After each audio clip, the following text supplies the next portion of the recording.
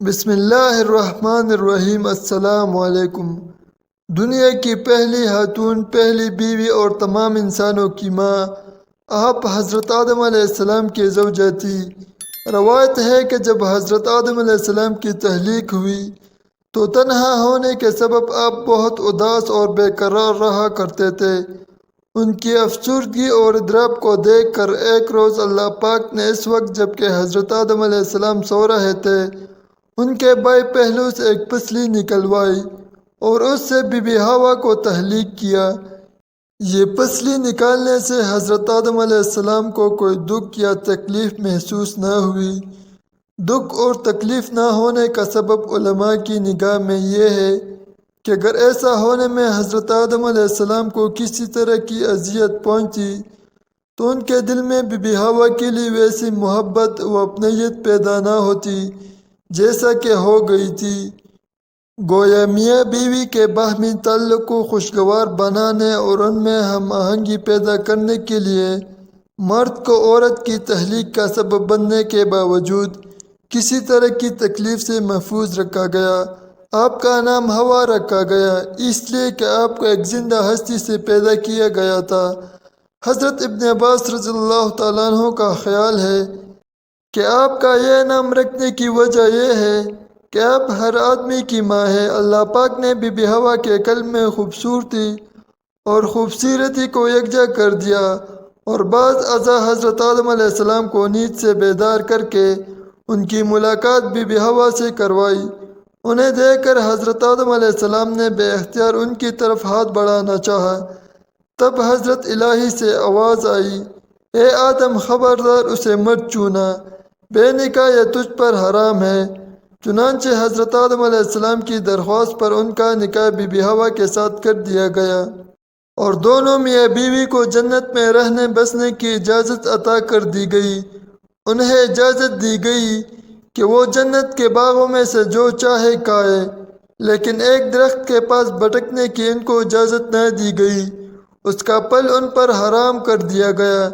شیطان لعین جو حضرت آدم علیہ السلام کی تخلیق سے ہی ان کا دشمن بنا، ان کی طاق میں لگا بیٹھا تھا۔ ایک روز موقع پا کر وہ جنت میں داخل ہوا، بی بی حوا کے پاس پہنچا اور انہیں ورلایا کہ اللہ آپ کو جنت سے نکالنے کا ارادہ رکھتا ہے، اسی واسطے آپ کو اس درخت کا پھل کھانے سے منع کیا ہے، کیونکہ کوئی بھی اس درخت کا پھل کھا لے گا تو اسے کبھی جنت سے نہیں نکالا جائے گا۔ اس پر حضرت بی بی حوا نے ہاتھ بڑھا کر اس درخت سے 3 پھل توڑ لیے۔ ان میں سے ایک خود کھایا اور 2 حضرت آدم علیہ السلام کے لیے لے گئی۔ حضرت آدم علیہ السلام کہنے لگے کہ اللہ پاک نے مجھے اس درخت کا پھل کھانے سے منع کیا ہے، لیکن بی بی اماں کے مجبور کرنے اور ان کے لیے اپنی فطری محبت کے ہاتھوں لاچار ہو کر پھل کھا لیا۔ یہ پھل کھاتے ہی حضرت آدم علیہ السلام اور بی بی حوا کی آنکھوں پر پڑے ہوئے حجاب اتر گئے۔ دونوں کی عریانیں ایک دوسرے پر عیاں ہوئی۔ وہ ایک دوسرے کو دیکھ کر شرمانے اور منہ چھپانے لگے اور درختوں کے پتے اتار کر اپنی سترپوشی کرنے لگے۔ بہرحال جو ہونا تھا ہو چکا تھا۔ اس عمل پر حضرت آدم علیہ السلام اور بی بی حوا کو جنت سے نکال کر زمین پر اتار دیا گیا اور جدائی کی سزا دے دی گئی۔ حضرت آدم علیہ السلام کو سرندیپ موجودہ سری لنکا میں اتارا گیا، جبکہ بی بی حوا جدہ میں نازل ہوئی۔ حضرت آدم علیہ السلام زمین پر آنے کے بعد نہایت شرمسار اور افسردہ تھے۔ پھر حضرت حوا سے علیحدگی نے بھی سخت پریشانی میں مبتلا کر رکھا تھا۔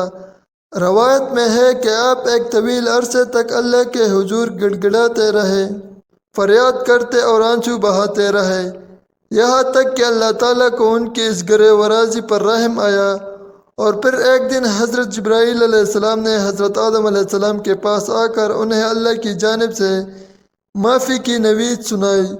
حضرت آدم علیہ السلام خوشی سے سرشار بارگاہ خاوندی میں سر بسجود ہو کر شکر بجا لائے۔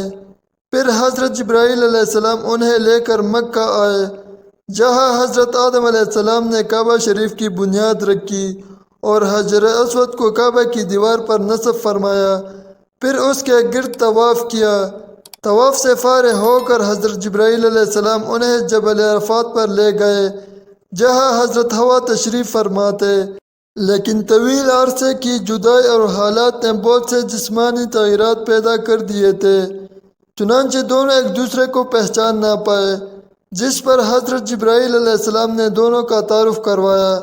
چونکہ جنت میں واپسی ممکن نہ تھی، اس لیے حضرت آدم علیہ السلام کو حکم دیا گیا کہ اب وہ اسی زمین کو آباد کرے، یہاں کھیتی باڑی کر کے اپنے لیے رزق پیدا کرے اور اپنے اولاد سے اس ویرانے کو بسائے۔ حکم الہی کی تعمیل میں حضرت آدم علیہ السلام اور بی بی حوا زمین پر زندگی گزارنے لگے اور اس وقت کا انتظار کرتے رہے کہ جب خالق حقیقی کی طرف سے واپسی کا اذن ہو۔ حضرت آدم علیہ السلام اور بی بی حوا نے اپنے اولاد کو اللہ تعالیٰ کی اطاعت اور دین حق پر پابند رہنے کی تعلیم دی۔ پھر حضرت آدم علیہ السلام کی وفات کا وقت آیا اور فرشتے گھر میں داخل ہوئے تو آپ سمجھ گئے اپنی اہلیہ حضرت حوا اور اپنے بچوں سے فرمایا کہ تم سب مجھے تنہا چھوڑ دو۔ اس کے بعد اللہ کی حمد و ثنا میں مصروف ہوئے۔ فرشتوں نے روح قبض کی، پھر غسل دے کر کفن دیا، خوشبو لگائی، گڑھا کھود کر قبر بنائی۔ حضرت جبرائیل علیہ السلام نے ان کے بیٹے حضرت شیس علیہ السلام کو نماز جنازہ پڑھانے کا طریقہ بتایا اور آپ نے ہی نماز جنازہ پڑھائی۔ عام طور پر تاریخ کتب میں حضرت آدم علیہ السلام کی عمر مبارک 960 سال بیان کی گئی ہے۔ حضرت آدم علیہ السلام کو جبل ابو القیس کی آڑ میں دفن کیا گیا، جس کو غار الکنیز بھی کہا جاتا ہے۔ جبل ابو القبیس اس دنیا کا سب سے پہلا پہاڑ ہے کہ جس کے دامن میں کعبۃ اللہ ہے، اسی کے دامن میں محلہ بنو ہاشم ہے اور دارالندوہ سے لے کر بنو ہاشم کے سارے گھر جبل ابو القبیس کے دامن میں ہے۔